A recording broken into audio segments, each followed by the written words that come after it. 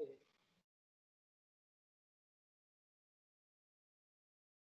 વશિષ્ઠ આપણું જે પેપર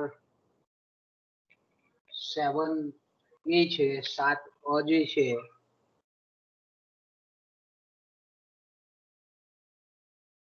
આર્થિક વિચારધારાનો ઇતિહાસ એમાં આપણો જે છેલ્લો એકમ છે આઈ થિંક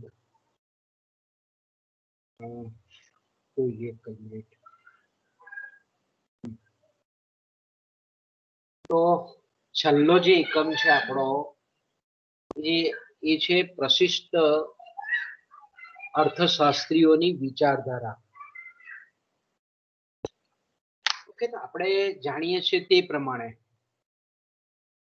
કે ભાઈ પ્રશિષ્ટ અર્થશાસ્ત્રીય વિચારધારા ના જેને આપણે સંસ્થાપક કહીએ છીએ એ એડમ સ્મિથ છે.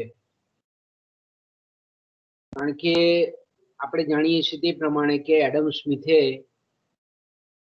અર્થશાસ્ત્રમાં એટલી બધી મોટી કામગીરી બજાવેલી છે કે એને લીધે જેને આપણે શાસ્ત્ર કહીએ છીએ, જેને આપણે વિજ્ઞાન કહીએ છીએ, અર્થવિજ્ઞાન,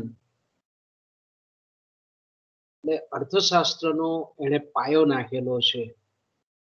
અર્થશાસ્ત્ર, અર્થવિજ્ઞાન, વિજ્ઞાન તરીકે અર્થશાસ્ત્રને સ્થાન મળેલું છે. એટલે આપણે એમ કહીએ કે અર્થશાસ્ત્રની એક અલગ શાખા સ્થાપવાનું જો કોઈને માન જતું હોય તો એ એડમ સ્મિથને છે. એટલે આપણે એમ કહીએ કે એણે આપેલા જે કંઈ પણ સિદ્ધાંતો જે છે, એણે જે કંઈ પણ પ્રસ્થાપિત કરેલા જે કંઈ પણ સિદ્ધાંતો છે એ એટલા બધા પ્રભાવશાળી અને પ્રબળ હતા કે એને લીધે એને માનનારા, એને જેને આપણા ફોલોવર્સ કહીએ છીએ, એને આપણે અનુયાયીઓ કહીએ છીએ, એ અનુયાયીઓ એમને મળ્યા. અને એડમ સ્મિથના વિચારોની અસર તત્કાલીન સમયમાં તે સમયે સરકાર અને લોકો ઉપર પણ થઈ. કારણ કે રાષ્ટ્ર દેશની જે કંઈ પણ આર્થિક વિચારધારા કે આર્થિક નીતિ પ્રવર્તતી હતી એમાં આપણે એમ કહી શકીએ કે એડમ સ્મિથના વિચારો લેવાની આવશ્યકતા હતી.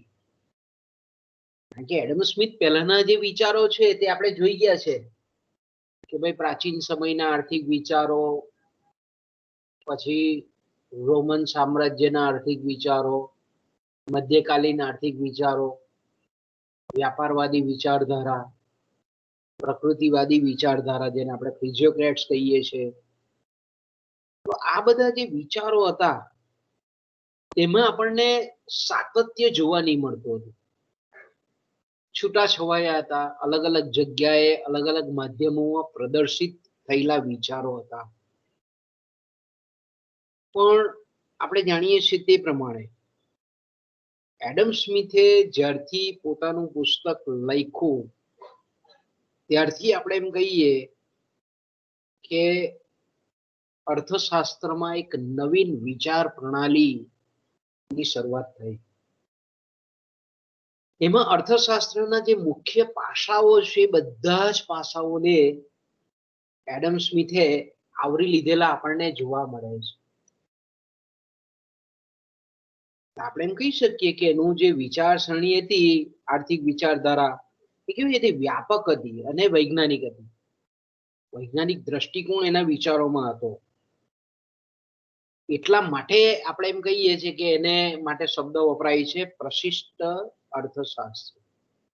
પ્રશિષ્ટ એટલે પહેલાના જે વિચારો હતા એના કરતા વિચારો એ સૈદ્ધાંતિક પૃષ્ઠભૂમિ પર વૈજ્ઞાનિક પદ્ધતિઓ દ્વારા તપાસી શકાય એવા વિચારો હતા. એટલે એમાં આપણે એમ કહીએ કે એનામાં વિશિષ્ટતા હતી. એટલે આપણે એમ કહી શકીએ કે આજે એડમ સ્મિથના જે વિચારો હતા અને એના વિચારોને ધ્યાનમાં રાખીને જે પછીના આપણે વિચારકો એને અનુસરનારાઓ બન્યા એને આપણે પ્રશિષ્ટ અર્થશાસ્ત્રીઓ કહીએ છીએ. પ્રશિષ્ટ અર્થશાસ્ત્રીય વિચારધારા કહીએ છીએ. ઇંગ્લિશમાં એને આપણે ક્લાસિકલ થોટ્સ કહીએ છીએ. પ્રશિષ્ટ અર્થ સંપ્રદાય, પ્રશિષ્ટ સ્કૂલ પણ એને કહેવામાં આવે છે. સ્કૂલ એવો શબ્દ પણ વપરાય છે ઘણી જગ્યાએ. તો આ જે વિચારો જે છે એડમ સ્મિથના, અને મેં કીધું તેમ કે ભાઈ એમાં આપણને એડમ સ્મિથના વિચારો જોઈએ તો એમાં આપણને વ્યાપારવાદના પણ કેટલાક વિચારોનો અંશતઃ ભાગ જોવા મળે, નિસર્ગવાદના પણ અમુક ભાગ આપણને જોવા મળે. બીજું આપણે જાણીએ છીએ તે પ્રમાણે કે વાસ્તવમાં એડમ સ્મિથ એ અર્થશાસ્ત્ર ના નહીં પણ તત્વજ્ઞાનના એ પ્રાધ્યાપક હતા. આપણે ખાસ કરીને જે પ્રકૃતિવાદી નિસર્ગવાદી વિચારધારા છે એને બહુ માનનારા વિચારક હતા. એ આમ જોઈએ તો પોતાની દ્રષ્ટિએ જે વિચારસરણી હતી એ વ્યક્તિવાદી વિચારધારા પર આધારિત હતી. સૈદ્ધાંતિક દ્રષ્ટિએ આપણે જોઈએ તો એ બહુ વાસ્તવવાદી વિચારધારામાં માનનારા હતા. જો તત્વજ્ઞાનની દ્રષ્ટિએ જો એડમ સ્મિથનો આપણે વિચાર કરીએ તો એ આશાવાદી હતા, ઉદારમતવાદી વિચારક હતા. તો આપણે એમ કહી શકીએ કે એમનો જે આ મલ્ટી ડાયમેન્શનલ જેને આપણે કહીએ છીએ, અલગ અલગ પરિમાણના દ્રષ્ટિકોણથી એમનું વ્યક્તિત્વ જે હતું એ એમના લખાણોમાં આપણને સ્પષ્ટ દેખાય છે. તો આ જે આપણે જોઈ શકો છો તમારા સ્ક્રીન પરનો જે ચિત્ર છે તેમાં આ પહેલા છે એડમ સ્મિથ છે, બીજા જે છે તે જેબી શે છે. આ જેના આખા પ્રશિષ્ટ અર્થશાસ્ત્રીઓ કહીએ. આ સિવાય પણ ઘણા બધા છે પણ આ ફેમસ મુખ્ય જે છે તે એવા છે. આ ત્રીજા છે ડેવિડ રિકાર્ડો છે. પછી આ થોમસ માલ્થસ કે જેમણે વસ્તીનો સિદ્ધાંત તમારા પોપ્યુલેશન એજ્યુકેશનમાં પણ એ આવે છે, વસ્તીનો સિદ્ધાંત આપેલો છે તે મૂળભૂત એ પણ પ્રશિષ્ટ અર્થશાસ્ત્રીઓ હતા. અને આ જ્હોન સ્ટુઅર્ટ મિલ કે જેને આપણે ટૂંકમાં કહીએ છીએ જે.એસ. મિલ. આ સિવાય પણ ઘણા બધા છે.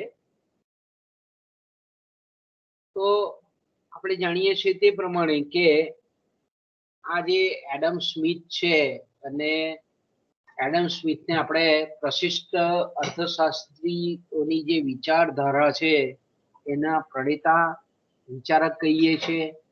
તો આપણે જે આખું અર્થશાસ્ત્ર ભણીએ છીએ તો એ અર્થશાસ્ત્રની રચના કરનાર જો કોઈક વ્યક્તિ હોય તો એ આપણે કહીએ છીએ એડમ સ્મિથ છે. એટલા માટે આપણે એડમ સ્મિથને અર્થશાસ્ત્રના પિતા તરીકે, અર્થશાસ્ત્રના જનક તરીકે, અર્થશાસ્ત્રના રાજા તરીકે આપણે એને ઓળખીએ છીએ. તો આપણે જોઈ શકીએ છીએ કે ભાઈ એડમ સ્મિથ આપણો જે સિલેબસ છે એમાં એડમ સ્મિથનો જીવન પરિચય, એડમ સ્મિથે જે વિચારો આપ્યા તે સમયે ઇંગ્લેન્ડમાં કેવું વાતાવરણ હતું, પછી જે રાષ્ટ્રોની સંપત્તિનું સ્વરૂપ, એના પુસ્તકનું જે નામ હતું વેલ્થ ઓફ નેશન્સ, એ પુસ્તકનો ટૂંકમાં પરિચય પરીક્ષાની દ્રષ્ટિએ પણ કોઈ વખત પૂછે છે કે ભાઈ વેલ્થ ઓફ નેશન્સ વિશે ટૂંકનું લખો. પછી એડમ સ્મિથે આપેલો શ્રમ વિભાજન, લેબર ઓફ ડિવિઝન જેને આપણે ઇંગ્લિશમાં કહીએ છીએ, અને વિશિષ્ટીકરણ જેને આપણે સ્પેશિયલાઇઝેશન કહીએ છીએ. ત્યાર પછી આવે છે એડમ સ્મિથનો મૂલ્યનો સિદ્ધાંત. એમણે એક જ સિદ્ધાંત નથી આપ્યો, પણ બીજા 3-4 સિદ્ધાંતો આપેલા છે મૂલ્ય અંગેના. તેની અહીંયા આપણે ચર્ચા કરવાની છે. સ્મિથનો વહેંચણીનો સિદ્ધાંત, એટલે ભાડા અંગેની સમજૂતી હોય કે પછી મૂડી અંગેની, વ્યાજના દર અંગેની સમજૂતી હોય કે વેતન અંગેની સમજૂતી હોય, તો આ જે વિચારો છે તેને અહીંયા આપણે સમજવાના છે. એડમ સ્મિથનો જે આપણે એમ કહીએ કે આંતરરાષ્ટ્રીય વેપાર અંગેનો જે સિદ્ધાંત છે એની અહીંયા આપણે ચર્ચા કરવાની છે. પછી જે રીતે પ્રકૃતિવાદી જે વિચારકો છે એમણે સ્વેર વિહારી એટલે અનિયંત્રણવાદ જેને આપણે કહીએ છીએ, ઇંગ્લિશમાં આપણે લેઝી ફેર કહીએ છીએ, એ જે લેઝી ફેર છે એટલે કે મુક્ત અર્થતંત્રની જે હિમાયત એડમ સ્મિથે કરેલી છે એની આપણે ચર્ચા કરવાની છે. અને રાજ્યોની જવાબદારી કે કાર્યો અંગે સ્મિથના શું વિચારો હતા તેની જવાબદારી, રાજ્યની જે જવાબદારી છે તેને આપણે સમજવાની છે સ્મિથના મતે.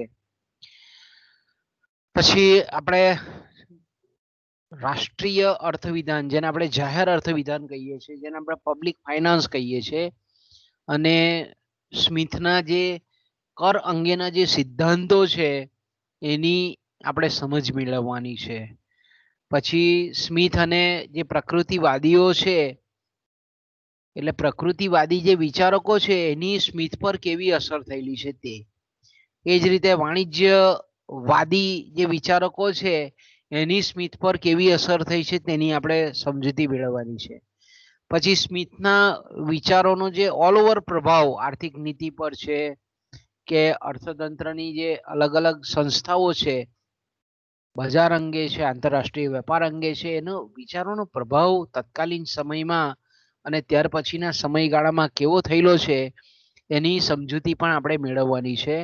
અને સ્મિથને અર્થશાસ્ત્રના પિતા તરીકે શા માટે ઓળખવામાં આવે છે એની પણ સમજૂતી પ્રાપ્ત કરવાની છે.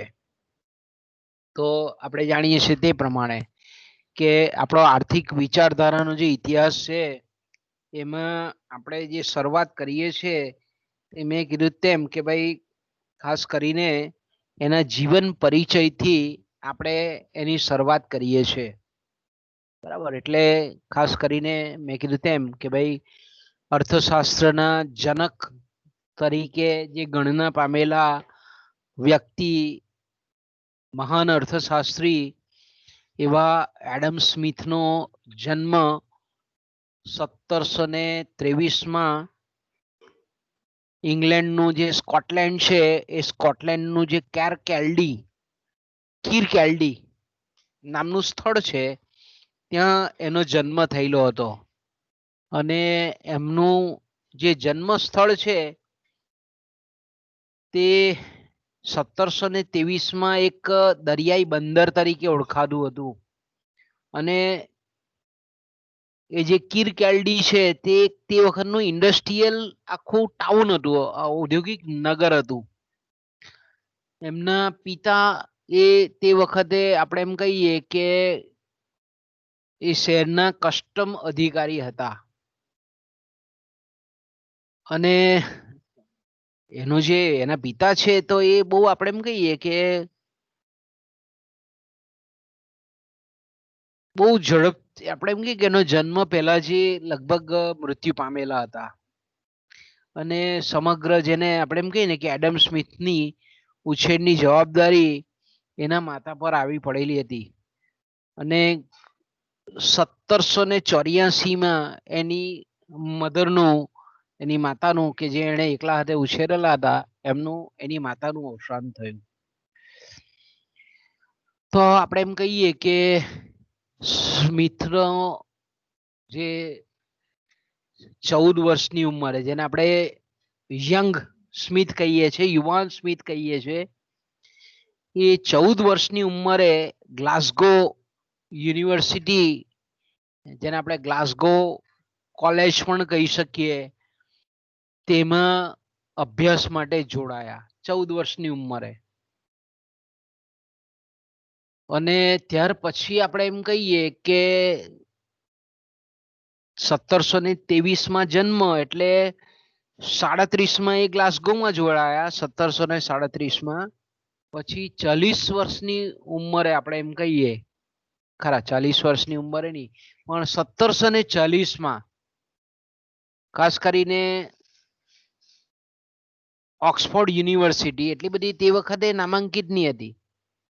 વિચાર કરો કે જ્યારે એડમ સ્મિથ ભણતા હતા ત્યારે જે આ ઇંગ્લેન્ડની યુનિવર્સિટી હતી તે એટલી બધી અત્યારે જેટલી વેલ નોન છે આખા વિશ્વમાં એ વખતે એટલી બધી નામાંકિત હતી નહીં. તે વખતે શિક્ષણનું ધોરણ બહુ ખાસ ઊંચું ઓક્સફોર્ડનું હતું નહીં. અને એવું કહેવાય છે કે ભાઈ તે વખતે ઘણા બધા અધ્યાપકો લેક્ચર પણ લેતા નહીં હતા ઓક્સફોર્ડ યુનિવર્સિટીમાં. પણ તે છતાં પણ આપણે એમ કહીએ કે લગભગ 3 વર્ષ પછી એટલે 3 વર્ષે ગ્લાસગો યુનિવર્સિટી ગ્લાસગો કોલેજમાં એ અભ્યાસ કર્યા પછી આપણે એમ કહીએ કે 1740 ઇંગ્લેન્ડની જે ઓક્સફોર્ડ યુનિવર્સિટી હતી એમાં ખાસ કરીને નીતિશાસ્ત્ર, રાજ્યશાસ્ત્ર અને ભાષાના અભ્યાસ માટે, જો વિચાર કરો એક બાજુ નીતિશાસ્ત્ર, બીજી બાજુ રાજ્યશાસ્ત્ર અને ત્રીજી બાજુ લેંગ્વેસ્ટિક એટલે આપણે જે રીતે ગુજરાતી, અંગ્રેજી, સંસ્કૃત ભણીએ છીએ એના અભ્યાસ માટે એ ઓક્સફોર્ડની આપણે એમ કહીએ કે બેલિઓલ કોલેજમાં દાખલ થયા ઓક્સફોર્ડ યુનિવર્સિટીમાં.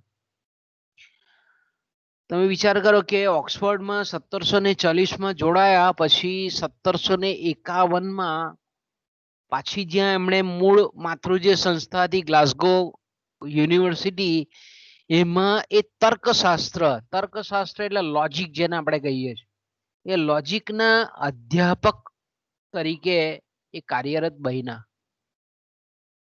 1751. એટલે ખૂબ આપણે એમ કહીએ ને કે નાની ઉંમરે અધ્યાપક તરીકે જોડાયા. અને ગ્લાસગો યુનિવર્સિટી તે વખતે આપણે જાણીએ છીએ તે પ્રમાણે કે યુરોપની બહુ વેલ નોન યુનિવર્સિટી તે વખતે હતી.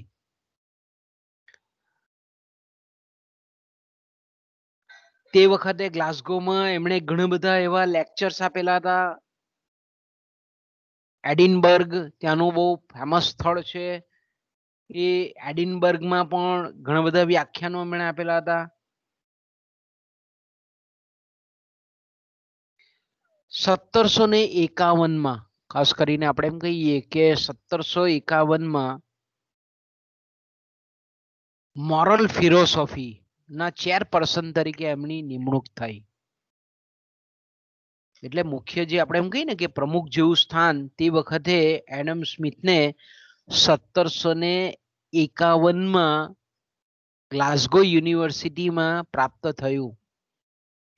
અને 12 વર્ષ સુધી એ જેને આપણે પ્રમુખ પદ કહીએ છીએ મોરલ ફિલોસોફીનું 12 વર્ષ સુધી એ પદ પર એને સેવા બજાવી. અને 1700 આપણે એમ કહીએ કે 1751 નૈતિક તત્વજ્ઞાન જેને આપણે એક ડિપાર્ટમેન્ટ કહીએ છીએ યુનિવર્સિટીમાં તમે ભવિષ્યમાં ભણશો ત્યારે તમને ખબર પડશે કે ભાઈ જે ફિલોસોફી છે એનો એક અલગ ડિપાર્ટમેન્ટ નૈતિક તત્વજ્ઞાન. એ નૈતિક તત્વજ્ઞાનના જેને આપણે મોરલ ફિલોસોફી કહીએ છીએ એ મોરલ ફિલોસોફીના તે પ્રમુખ બન્યા, અધ્યક્ષ બન્યા. અને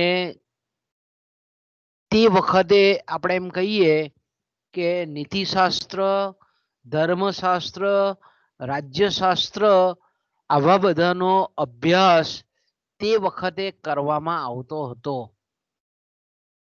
તે વખતે આપણે કહીએ કે આ ડિપાર્ટમેન્ટની અંદર આટલા બધા વિષયો ભણાવવામાં આવતા હતા તે વખતે. અને 1759 એમણે પોતાનું પહેલું પુસ્તક લખ્યું થિયરી ઓફ મોરલ સેન્ટિમેન્ટ્સ. નૈતિક વૃત્તિઓનો સિદ્ધાંત, એનો ગુજરાતી મતલબ થાય છે નૈતિક વૃત્તિઓનો સિદ્ધાંત. આપણે નૈતિક શબ્દ જાણીએ છીએ કે ભાઈ સત્ય, આપણે દરેક જેને નૈતિક મૂલ્યો કહીએ છીએ, પ્રમાણિકતા, નિષ્ઠા, સેવા, દયા, લાગણી. તો આ જે નૈતિક મૂલ્યો જેને આપણે કહીએ છીએ એ નૈતિક વૃત્તિઓનો સિદ્ધાંત, આ નૈતિક મૂલ્યોની આપણે એમ કહીએ કે જેમાં ચર્ચા કરવામાં આવતી હોય છે એવા નૈતિક વૃત્તિઓનો સિદ્ધાંત એ નામનું પુસ્તક લખ્યું. તમે વિચાર કરો, અહીંયાથી તમે એ કેટલા વિદ્વાન માણસો છે કે એમણે તત્વજ્ઞાનના પ્રોફેસર તરીકે જોડાયા, તત્વજ્ઞાનના વિચાર કરો. પછી એને 4 વિષયો ભણાવે છે પોતે, ધર્મશાસ્ત્ર, નીતિશાસ્ત્ર, પોલિટિક્સ, ન્યાયશાસ્ત્ર, અર્થશાસ્ત્ર જેવો વિષય તે વખતે હતો નહીં. આ બધા 4 વિષયોની અંદર ઇકોનોમિક્સના વિચારો આવી જતા હતા, પણ જેને આપણે શાસ્ત્ર કહીએ છીએ, અલગ શાસ્ત્ર, તે હતું નહીં.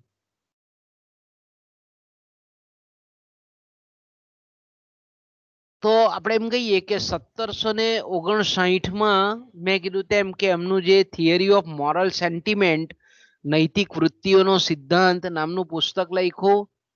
એનાથી એને બહુ કીર્તિ મળી, પ્રતિષ્ઠા મળી. અમને લગભગ આપણે એમ કહીએ કે 1764માં એમની ઉંમર જ્યારે 40 વર્ષની થઈ ત્યારે એ જે નૈતિક તત્વજ્ઞાન વિભાગના જે અધ્યક્ષ હતા એનો હોદ્દો એમણે છોડી દીધો.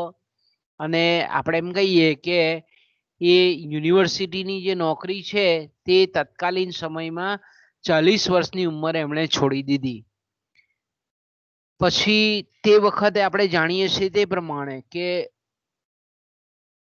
ડ્યુક બકલોક નામનો એક વ્યક્તિ છે, વિદ્યાર્થી છે, એનો આપણે એમ કહીએ કે સાથીદાર પણ તમે કહી શકો, એની સાથે એ યુરોપના પ્રવાસે નીકળ્યા. કારણ કે તે વખતે સર્ચ કરવા નીકળેલા હતા કે ભાઈ આજે આપણે જોઈ શકીએ છીએ કે ભાઈ ભારતમાંથી ઘણા બધા વિદ્યાર્થીઓ છે તે અમેરિકા ભણવા જાય, કેનેડા ભણવા જાય, લંડન ભણવા જાય,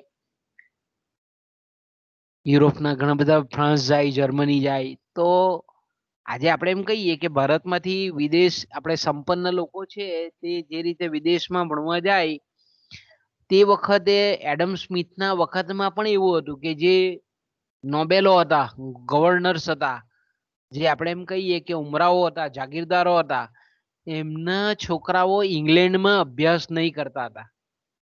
એ લોકો બીજી યુનિવર્સિટીમાં ભણવા માટે જતા હતા. અને તે વખતે આપણે જાણીએ છીએ કે ઇંગ્લેન્ડની એટલી બધી યુનિવર્સિટીઓની જે પદવી હતી તે એટલી બધી પ્રતિષ્ઠિત પદવીઓ હતી નહીં.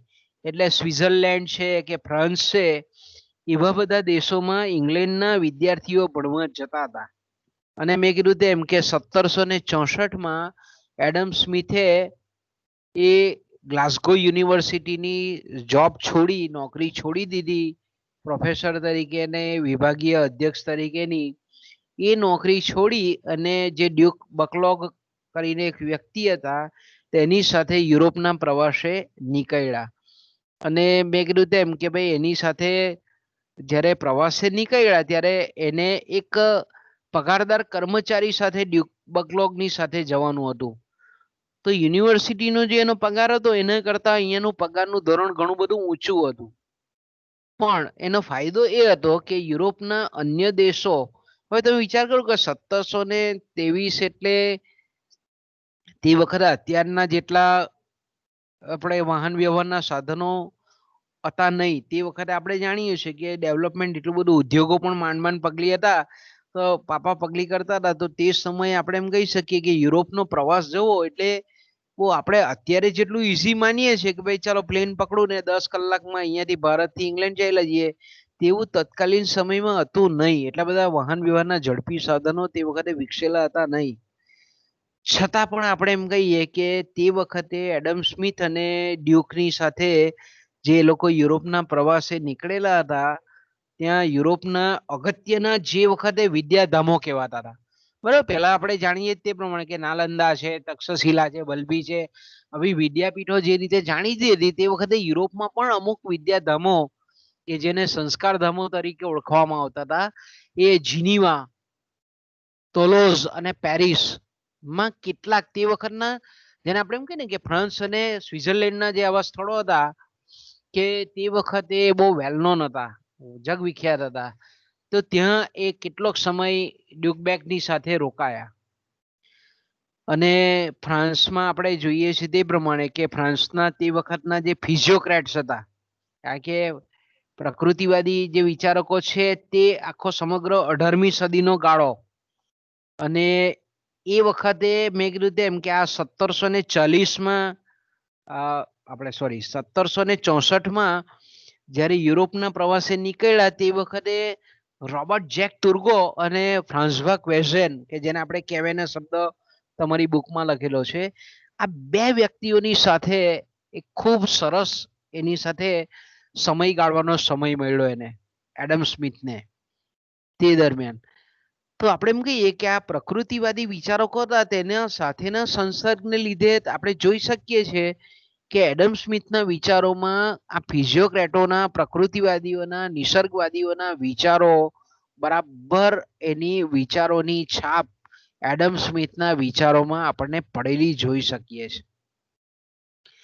તો વિચાર કરો કે લગભગ એ જ્યારે 1764 થી 3 વર્ષ સુધી 64, 65 ને 66 3 વર્ષો સુધી યુરોપના અલગ અલગ દેશોમાં ફર્યા અને ફિઝિયોક્રેટોની સાથે જ્યારે સંસર્ગમાં આવ્યા ત્યાર પછી એમણે પોતાનું જે પુસ્તક છે અર્થશાસ્ત્ર અંગેનું વેલ્થ ઓફ નેશન્સ, જેને આપણે સંપત્તિનું શાસ્ત્ર કહીએ છીએ, જેને આપણે અર્થવિજ્ઞાન કહીએ છીએ, એ લખવાની શરૂઆત એમણે આ યુરોપના પ્રવાસ દરમિયાન કરી. અને આપણે જાણીએ છીએ તે પ્રમાણે કે 1764, 1765 અને 1766 3 વર્ષ સુધી યુરોપના પ્રવાસે ફર્યા પછી 1766માં તે ઇંગ્લેન્ડના સ્કોટલેન્ડમાં પાછા ફર્યા અને પાછા પોતાનું જે રૂટીન લાઈફ હતું એમાં એ બિઝી થઈ ગયા.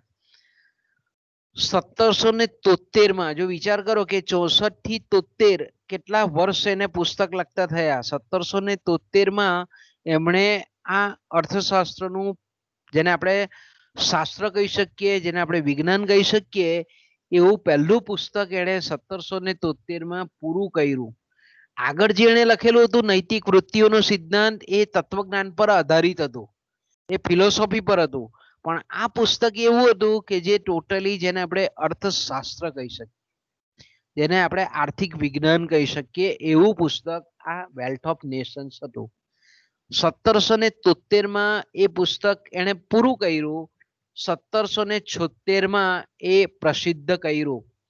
બરાબર. 1776માં આ તમે વિચાર કરો છો કે આ એનું પુસ્તકનું ઓરિજિનલ પેજ છે, એણે જે લખેલું તે તમે તમારા સ્ક્રીન પર જોઈ શકો છો કે આ જે છે એની inquiry into the nature and causes of the wealth of nations એના પુસ્તકનું નામ છે, by Adam Smith LLD FRS. એની જે ડિગ્રી છે તે પણ નીચે લખેલી છે. 2 વોલ્યુમમાં હતું, વોલ્યુમ 1 અને વોલ્યુમ 2. લંડનમાં તે વખતે એ રહેતા પણ હતા અને ત્યાં એમણે આ પુસ્તક લખેલું હતું.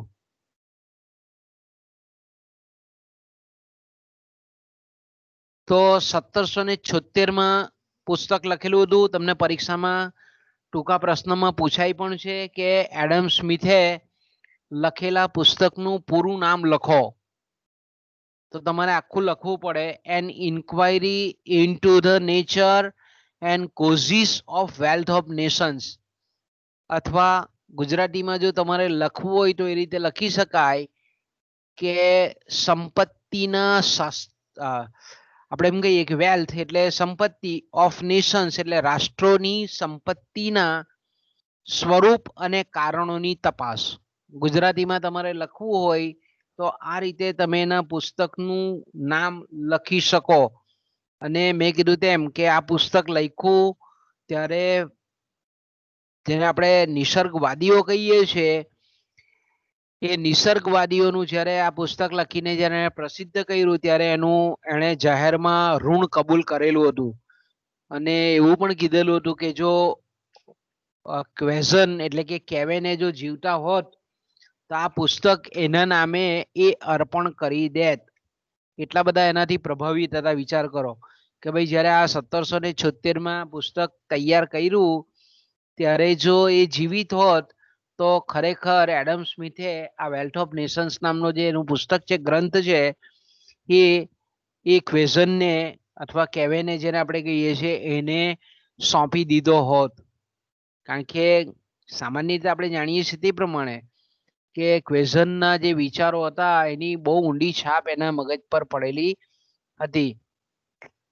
તો આપણે અહીંયા જોઈ શકીએ છીએ કે 1776 એમણે આ પોતાનું જે પુસ્તક હતું સંપત્તિનું શાસ્ત્ર, ટૂંકમાં આપણે કહીએ તો, અને એનું જો પૂર્ણ નામ તમારે યાદ રાખવું હોય તો રાષ્ટ્રોની સંપત્તિનું સ્વરૂપ અને કારણોની તપાસ, આ રીતે પણ તમે યાદ રાખી શકો. ઇંગ્લિશમાં an inquiry and to the causes, nature and causes of wealth of nations, આ રીતે પણ તમે ઇંગ્લિશમાં પણ એને યાદ રાખી શકો. પરીક્ષામાં પૂછાય છે 2 માર્કનો પ્રશ્ન કે એડમ સ્મિથે લખેલા પુસ્તકનું નામ લખો, કારણ કે અર્થશાસ્ત્રના પિતા છે. તો આપણે જોઈએ કે જ્યારે આ પુસ્તક પ્રસિદ્ધ કર્યું ત્યારે એ ઇંગ્લેન્ડના લંડનમાં પોતાનું રેસિડન્ટ હતું, રહેઠાણ ત્યાં હતું એમનું. અને 1778 એમની નિમણૂક એડિનબર્ગ, જ્યાં એમનું સ્ટેચ્યુ આજે પણ છે, એ 1778 એડિનબર્ગમાં એક કમિશનર તરીકે નિમાયા 1778 અને લગભગ 12 વર્ષ સુધી એ એડિનબર્ગના કમિશનર તરીકે કાર્યરત રહ્યા અને 1790 એમનું મૃત્યુ થયું. તો આપણે જોઈ શકીએ છીએ કે ભાઈ જે એડમ સ્મિથ કે જે બહુ મલ્ટિપલ પર્સનાલિટી હતા, બહુ વિદ્વાન માણસ હતા, અને આપણે જાણીએ છીએ તે પ્રમાણે કે એમના જે વિચારો છે તેને ઘણા બધા વ્યક્તિઓ, ઘણા બધા તત્કાલીન સમયના જે કંઈ પણ આર્થિક ઘટનાઓ છે, વૈશ્વિક જે ઘટનાઓ છે, યુરોપમાં તત્કાલીન સમયમાં અલગ અલગ દેશોમાં જે વિચારધારાઓ પ્રવર્તતી હતી તે એની બધાની અસર એ આપણને એના વિચારો પર થયેલી જોવા મળે છે. અને આપણે જાણીએ છીએ તે પ્રમાણે કે ભાઈ એડમ સ્મિથની જે વૈચારિક ભૂમિકા ઊભી થયેલી હતી તે વખતે ઇંગ્લેન્ડમાં જે આર્થિક વિકાસની પ્રક્રિયા ધીરે ધીરે આકાર લઈ રહેલી હતી, તેને લીધે પણ આપણે એમ કહી શકીએ કે એડમ સ્મિથ એ પુસ્તક લખવા માટે પ્રેરાયા હતા. અને એના વિચારો પર મેં કીધું એમ કે વ્યાપારવાદી વિચારો કોની પણ છાપ હતી. એમાં સર વિલિયમ પેટ્ટી એક અગત્યના વિચારક છે કે તે વખતે વિલિયમ પેટ્ટીએ કીધેલું હતું કે ભાઈ ઉત્પાદન, કોઈ પણ ઉત્પાદન છે તો ઉત્પાદનમાં માનવ શ્રમ ખૂબ અગત્યનો છે. આવું વિલિયમ પેટ્ટીએ, વ્યાપારવાદી વિચારક હતા, તેમણે કીધેલું હતું. અને વિલિયમ પેટ્ટીનો જે ગ્રંથ હતો તે વખતે પોલિટિકલ એરિથમેટિક, એમાં શ્રમનું મહત્વ સમજાવતા કેટલાક આંકડાઓનો ઉપયોગ પણ કરેલો હતો વિલિયમ પેટ્ટીએ, વ્યાપારવાદી વિચારક. એટલે ટૂંકમાં આપણે એમ કહીએ કે કોઈ પણ વસ્તુનું મૂલ્ય નક્કી કરવામાં શ્રમ, માનવ શ્રમ એ મહત્વનું એક સાધન છે, એવી વિચાર એ પહેલા વિલિયમ પેટ્ટીએ આપેલો હતો. પછીથી આપણે જોઈ શકીએ છીએ કે એમણે વિલિયમ પેટ્ટીએ જ શ્રમ વિભાજન અંગેનો ખ્યાલ પણ આપેલો હતો. મારો કહેવાનો તાત્પર્ય એ છે કે એડમ સ્મિથે જે પોતાનું પુસ્તક લખ્યું અને એમાં જે અલગ અલગ ખ્યાલોની ચર્ચા કરી છે, એ ખ્યાલોની ચર્ચા પર એની આગળના જે વિચારો હતા, જે પૂર્વ વૈજ્ઞાનિક વિચારોમાં આપણે જેને મૂકીએ છીએ, એ વિચારોની અસર આપણને એડમ સ્મિથ પર પડેલી દેખાય છે. તો તમે જોઈ શકો છો કે આ કેવા મનના વ્યક્તિ હતા કે એક બાજુ વ્યાપારવાદી વિચારધારાના પણ આવા વિચારો કે જે વિલિયમ પેટ્ટી વ્યાપારવાદી વિચારક હતા, વાણિજ્યવાદી હતા, કે એમણે જે ઉત્પાદનની પ્રક્રિયામાં માનવ શ્રમનું જે મહત્વ છે એને સ્વીકાર કરતા હતા. કિંમત નક્કી કરવામાં માનવીય શ્રમનું મહત્વ એક અગત્યનું સાધન છે એવું એ લોકોએ સ્થાપિત કરેલું હતું. એ જ રીતે શ્રમ વિભાજન અને જે જમીનને મળતું જે ભાડું છે એની પરિકલ્પના પણ વિલિયમ પેટ્ટીના વિચારોમાં આપણને દેખાય છે. એ જ રીતે આપણે એમ કહીએ કે જ્હોન લોક એ પણ વ્યાપારવાદી વિચારક.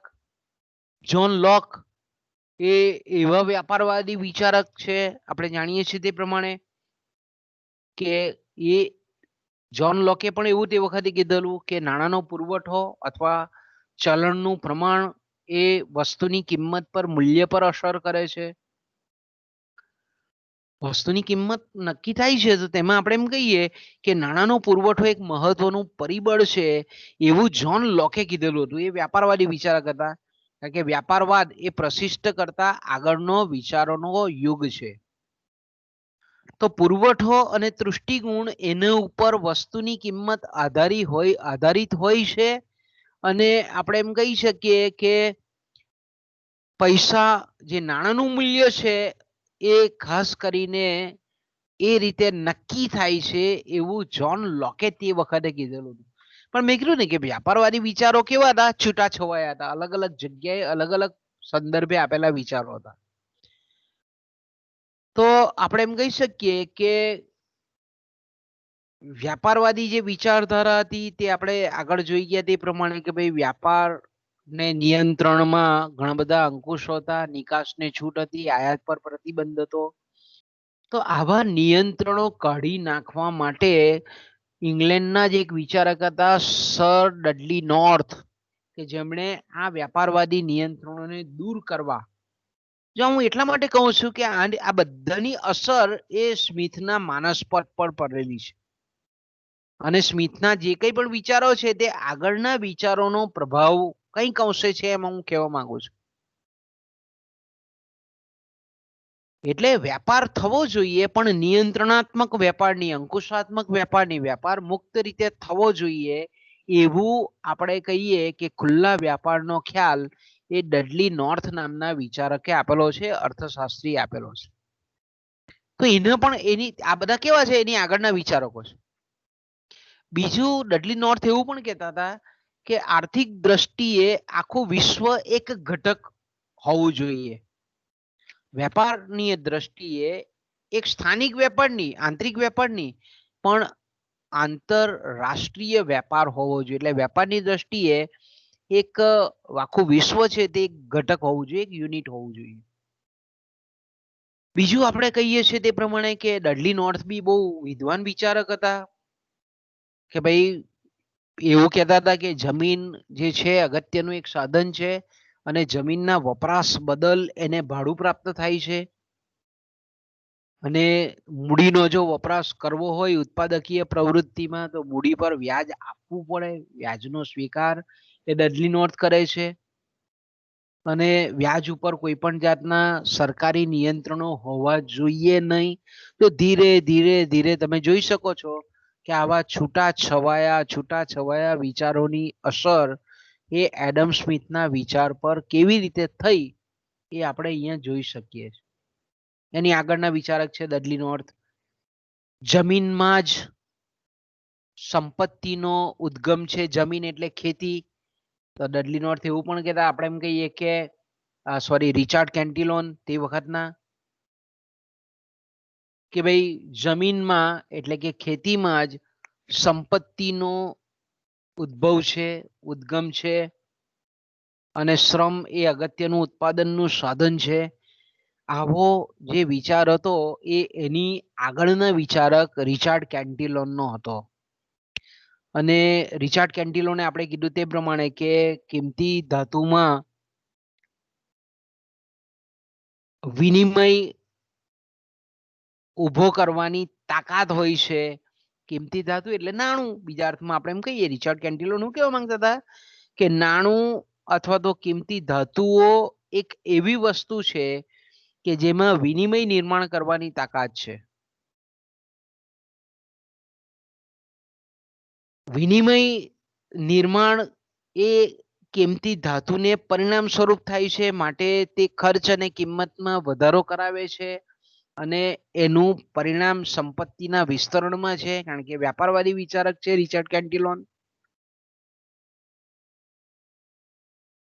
કોઈ પણ વસ્તુની કિંમતમાં શ્રમ એ અગત્યનો ફાળો છે. ઉત્પાદન પાછળનો જે ખર્ચ છે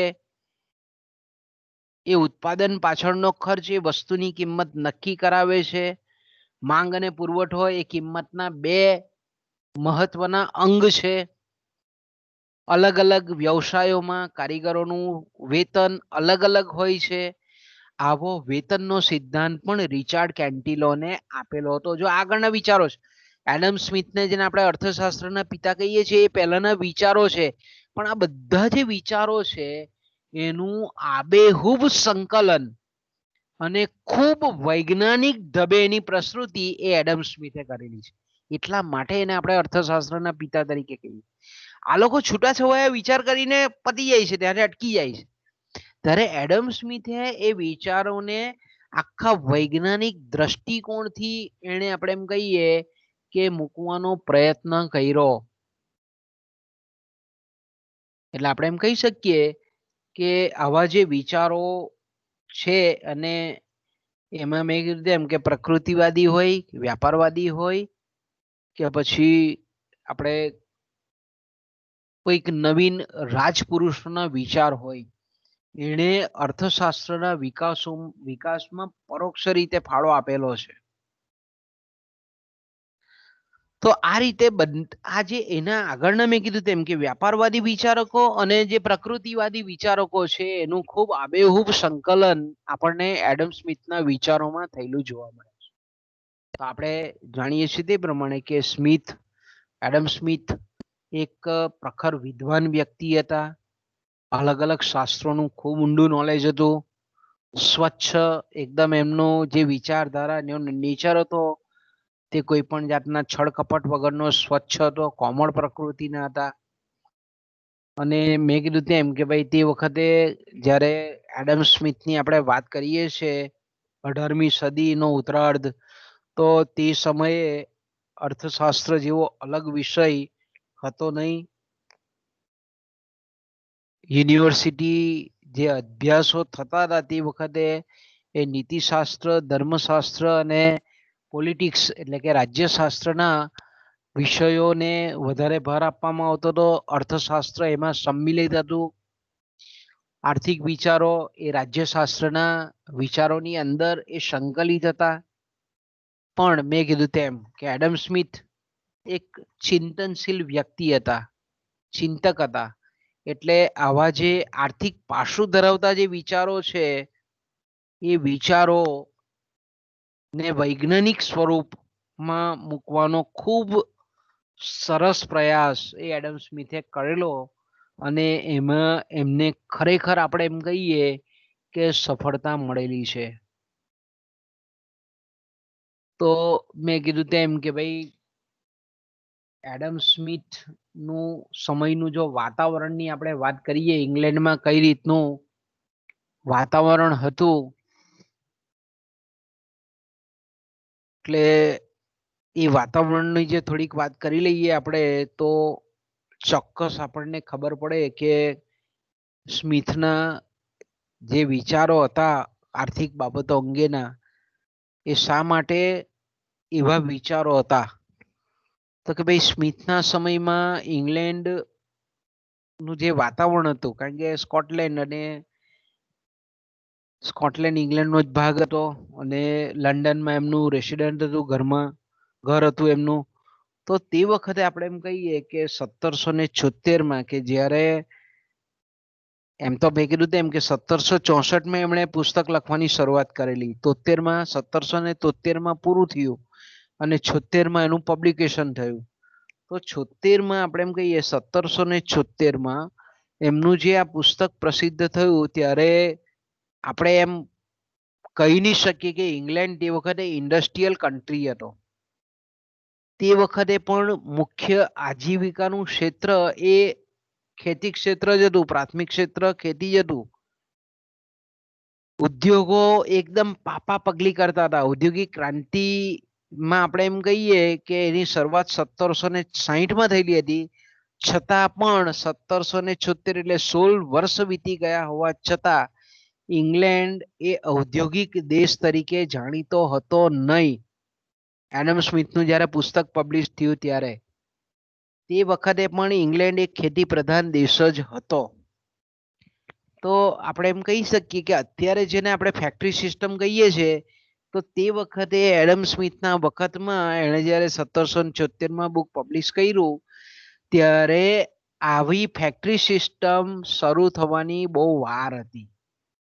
ઘરોમાં આપણે એમ કહીએ ને કે નાના નાના ઘરોમાં નાના નાના મશીનો થી ચાલતી દુકાનો તે વખતે અસ્તિત્વમાં હતી. ઘરમાં હોય કે નાનકડી જગ્યામાં નાના નાના યંત્રોથી ઉત્પાદન પ્રક્રિયા ચાલતી હતી. એટલે જેને અત્યારે મોડર્ન આપણે ઔદ્યોગિક વિકાસ કહીએ છીએ તેવો નહીં હતો તે વખતે. કારણ કે એડમ સ્મિથે એનો જે શ્રમ વિભાજનનો સિદ્ધાંત સમજાવેલો છે એમાં એમણે ટાંકણી, આપણે પિન કહીએ છીએ ને, આપણે કાગળોની અંદર નાખીએ છીએ તે ટાંકણીનું જે ઉત્પાદનનું ઉદાહરણ આપેલું છે. તો તે વખતે આપણે જોઈ શકીએ છીએ કે એમણે જે ઉત્પાદન, આ ટાંકણીનું ઉત્પાદનનું જે ઉદાહરણ આપેલું છે, તો એ ઉદાહરણમાં આપણે એમ કહી શકીએ કે યાંત્રિકરણ એટલું બધું થયેલું આપણને જોવા મળતું નથી. એટલે તે વખતે આપણે એમ કહી શકીએ કે ઉત્પાદનમાં યંત્રોની જે પ્રોડક્ટિવિટી અત્યારે જેટલી આપણે ગણીએ છીએ એટલી તે વખતે હતી નહીં.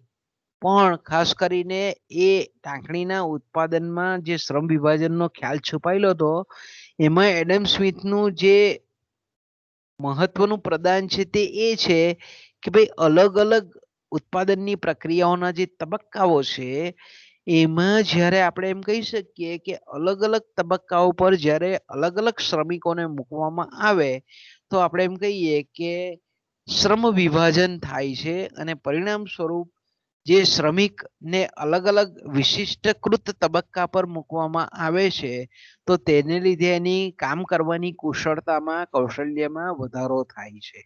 તો આ માટે એ આપણને ટાંકણીનું ઉત્પાદન આપે છે. ટાંકણીના ઉત્પાદનનું ઉદાહરણ જે કારખાનાનું આપે છે તો એટલા માટે આપે છે, નહીં કે મશીનોના ગુણગાન ગાવા માટે. તમે કીધું તેમ તે બીજું આપણે જાણીએ છીએ તે પ્રમાણે કે 18મી સદીના બીજી એક પરિસ્થિતિ તે વખતે ઇંગ્લેન્ડમાં પ્રવર્તતી હતી. તે એડમ સ્મિથના સમયમાં કે 18મી સદીમાં એટલે 1750ના મધ્ય ભાગમાં, 18મી સદીના મધ્ય ભાગમાં એટલે 1750ની આજુબાજુ એટલે સ્મિથના સમયગાળામાં કે ભાઈ જે શ્રમિકો હતા, ઔદ્યોગિક કામદારો હતા, એની ઇંગ્લેન્ડમાં બહુ સ્થિતિ સારી નહીં હતી અને 2 ટાઈમનું ખાવાનું મેળવવું હોય તો તેના માટે બહુ મહેનત તે વખતે ઇંગ્લેન્ડમાં કરવી પડતી હતી. શ્રમિકો આપણે એમ કહીએ કે શ્રમિકોનું જે માલિકો હતા તે શોષણ બહુ કરતા હતા. એકદમ આપણે એમ કહીએ કે ઢોર જેવો વ્યવહાર, જેને આપણે રૂડ વ્યવહાર, દયાહીન વ્યવહાર એ લોકો રાખતા હતા. એ સંજોગોમાં આપણે એમ કહીએ કે માલિકો અને જે શ્રમિકો છે એ વચ્ચેના જે સંબંધો હતા તે એકદમ વિરુદ્ધ હતા, શોષણયુક્ત હતા. તો આપણે એમ કહી શકીએ કે તે સંજોગોમાં જેને આપણે અત્યારનો જે આપણે ઔદ્યોગિક મૂડીવાદ કહીએ છીએ, તો તે વખતે એ પરિસ્થિતિમાં આવો જે અત્યારનો આધુનિક ઔદ્યોગિક મૂડીવાદ છે તેવો તે સમયે 18મી સદીના મધ્યાહનમાં એટલે કે મધ્ય ભાગમાં આપણે એમ કહીએ કે પાપા પગલીઓ પાડતો હતો.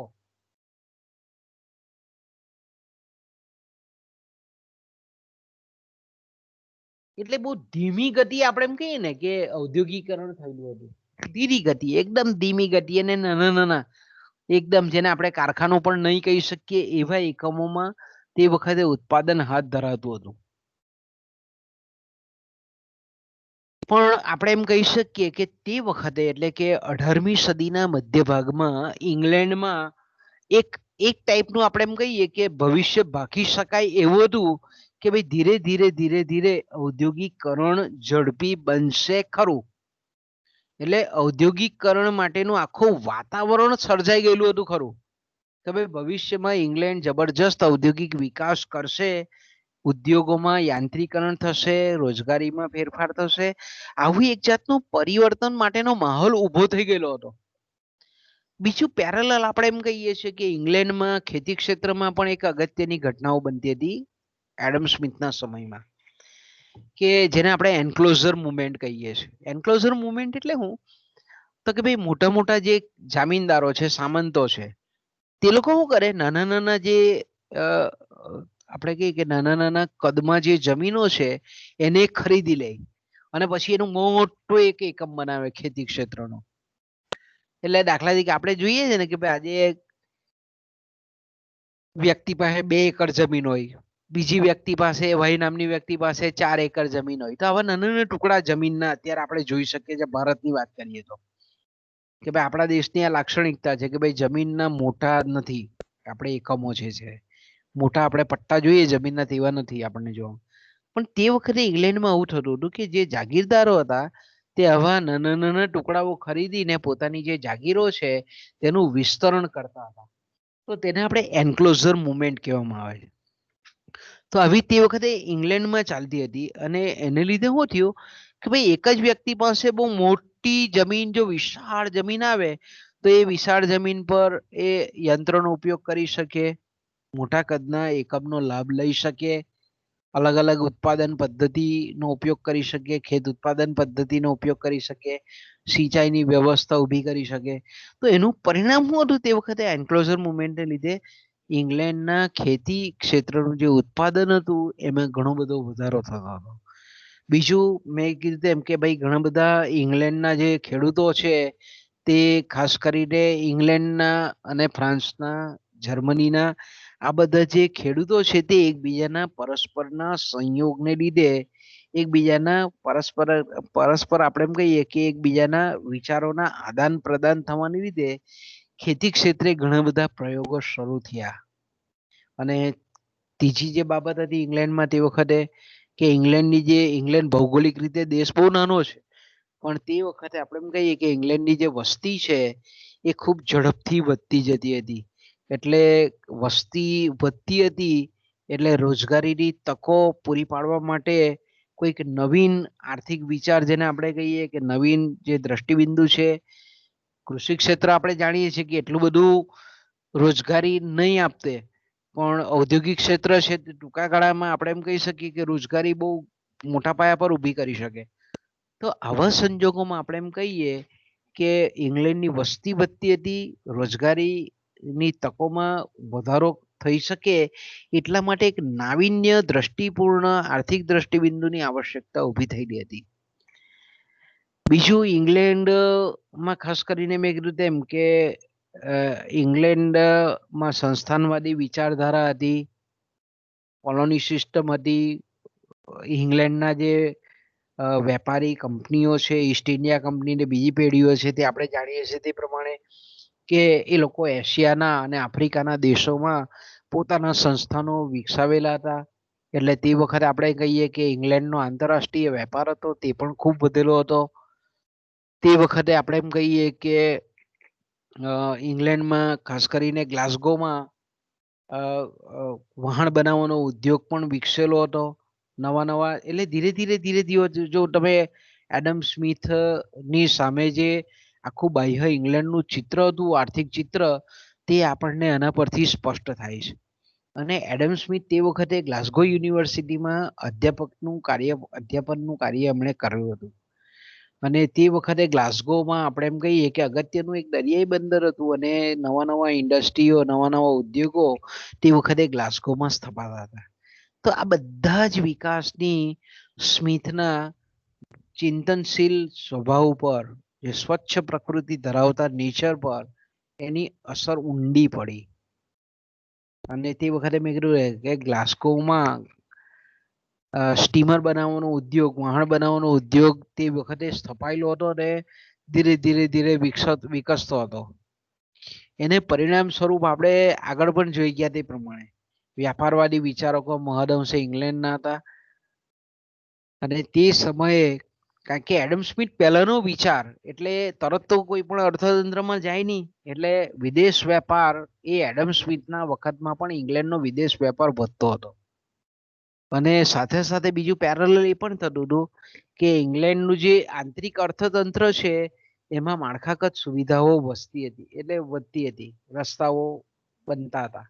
તો એને પરિણામ સ્વરૂપ આપણે એમ કહીએ કે દેશની અંદરનું માર્કેટ પણ વિકસ્યું. આંતરરાષ્ટ્રીય વેપાર તો વ્યાપારવાદી વિચારધારાથી જ વધેલો હતો, પણ દેશની અંદર એડમ સ્મિથના સમયગાળામાં આપણે વિચારીએ તો દેશની અંદર જે માળખાગત સુવિધાઓનો વિકાસ થયો એને પરિણામ સ્વરૂપ આપણે એમ કહી શકીએ કે ઇંગ્લેન્ડનો આંતરિક વેપાર પણ વધ્યો. તો સ્વાભાવિક છે કે ભાઈ આ બધા જે સામાજિક પરિવર્તનો થયા, આર્થિક પરિવર્તનો થયા, તે સ્મિથના ચિંતનશીલ માનસ પર અસર કરે.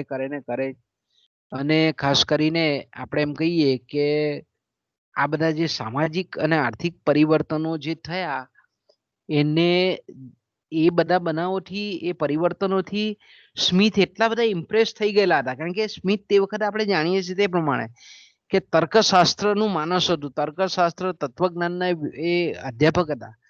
પણ આ બધા જે સામાજિક આર્થિક પરિવર્તનો એ તે વખતે ઇંગ્લેન્ડમાં થયા તો એટલા બધા એના પર પ્રભાવિત થયા કે 1749માં એડિનબર્ગમાં ઘણા બધા રાજકીય અર્થશાસ્ત્ર, જેને આપણે પોલિટિકલ ઇકોનોમી કહીએ છીએ, એના ઉપર પોલિટિકલ ઇકોનોમિક્સ પર ઘણા બધા લેક્ચર્સ એમણે આપ્યા, ઘણા બધા વ્યાખ્યાનો એમણે આપ્યા.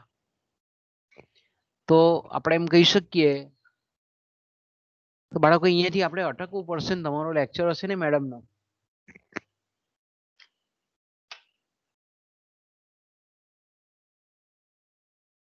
છે મેડમનો લેક્ચર છે બાળકો?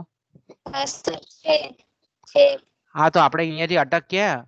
આપણે રિસેસ પછી જોઈએ પાછા, બરાબર? આપણો છે જ પીરિયડ, એટલે રિસેસ પછી પાછા ભેગા થઈએ આપણે. હા સર, ઓકે. તો અહીંયાથી અટકીએ મિત્રો. Okay sir. આપણે રિસેસ પછી પાછા ભેગા થઈએ. ઓકે અનિલ, રિસેસ પછી ભેગા ઓકે સર.